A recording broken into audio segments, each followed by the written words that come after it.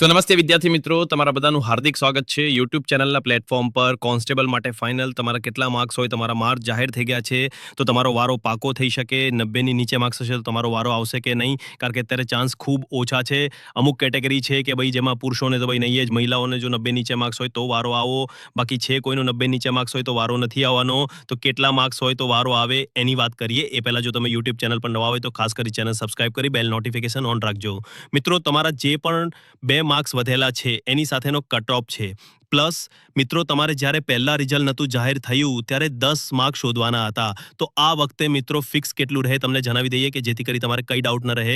તો મિત્રો, અહીંયા આપણે જનરલ કેટેગરીથી વાત કરીએ કે જનરલ કેટેગરીના જો કોઈ ઉમેદવાર હોય તો પુરુષ ઉમેદવારને 115 માર્ક હોવા જોઈએ, 115 પ્લસ માર્ક્સ હોય. એટલે જનરલ કેટેગરીના ઉમેદવારોનું સિલેક્શન પાકું સમજવાનું. અને જો મહિલા હોય જનરલ કેટેગરી માટે તો એને 96 પ્લસ માર્ક તો ફરજિયાત હોવા જોઈએ.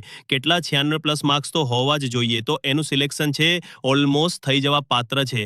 એના પછી જો મિત્રો તમે આપણી ચેનલ પર પહેલી વખત વિઝિટ કરો છો તો ખાસ કરી સરકારી નોકરી ઓફિશિયલ યુટ્યુબ ચેનલ સબસ્ક્રાઇબ કરી બેલ નોટિફિકેશન ઓન રાખજો. હવે મિત્રો, આપણે ઈડબલ્યુએ કેટેગરીમાં મહિલાઓની વાત કરીએ તો મહિલાઓને 113 પ્લસ માર્ક્સ હોવા, જ્યારે પુરુષ હોય તો પુરુષોને હવે મિત્રો આપણે ઈડબ્લ્યુએસ કેટેગરીમાં મહિલાઓની વાત કરીએ તો મહિલાઓને 113 પ્લસ માર્ક્સ હોવા, જ્યારે પુરુષ હોય તો પુરુષોને 113 પ્લસ માર્ક્સ હોવા જોઈએ.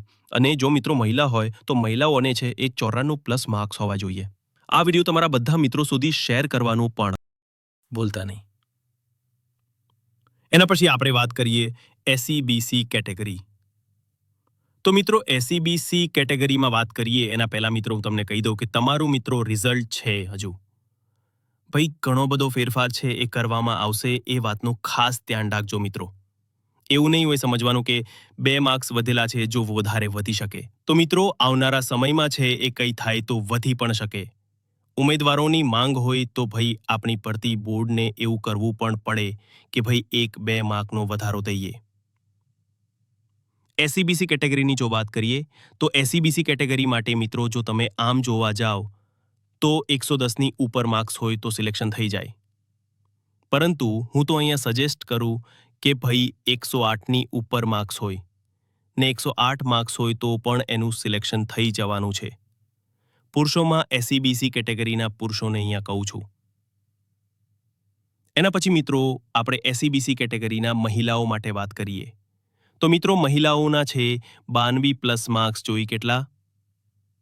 92 પ્લસ માર્ક્સ જો એસસીબીસી કેટેગરીની મહિલાઓને હોય તો એનું સિલેક્શન પણ ઓલમોસ્ટ એને સમજવાનું થઈ જવાનું જ છે.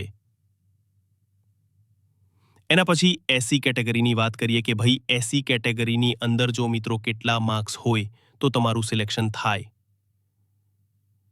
એસસી કેટેગરીની અંદર મિત્રો જો પુરુષોને 107 અથવા 108 માર્ક્સ મિત્રો અહીંયા 108 માર્ક્સ હોય તો પણ એસસી કેટેગરીના પુરુષોનું સિલેક્શન થઈ જાય. ભાઈ એસસીબીસી માટે 110 પણ મેં કીધા 108 અને એસસી માટે તો ભાઈ ફિક્સ 108 પ્લસ હોવા જોઈએ. અહીંયા મહિલા હોય તો મહિલાઓને 88 પ્લસ હોવા જોઈએ એસસી કેટેગરીમાં. તો બહારનું સિલેક્શન છે ઓલમોસ્ટ એને ગણીને ચાલવાનું. બાકી ભાઈ પછી 88થી પણ જો નીચે હોય તમારા માર્ક્સ તો પછી એમ નહીં કહેતા કે અમારે કેમ ભાઈ સિલેક્શન ન થયું, થાય તો ભાઈ પછી તમારે લક ઉપર આધારિત કહેવાય. પછી આપણે એસટી કાઢીએ કેટેગરીની વાત કરીએ કે એસટી કેટેગરીમાં જો પુરુષ હોય તો પુરુષ ઉમેદવારને 106 માર્ક્સ તો હોવા જોઈએ, 106 પ્લસ. પુરુષ ઉમેદવાર ચેનલ પર નવા હોય તો ખાસ કરી ચેનલ સબસ્ક્રાઇબ કરી બેલ નોટિફિકેશન ઓન રાખજો. લાઈક કરજો, તમારા બધા મિત્રો સુધી વિડીયો શેર કરજો.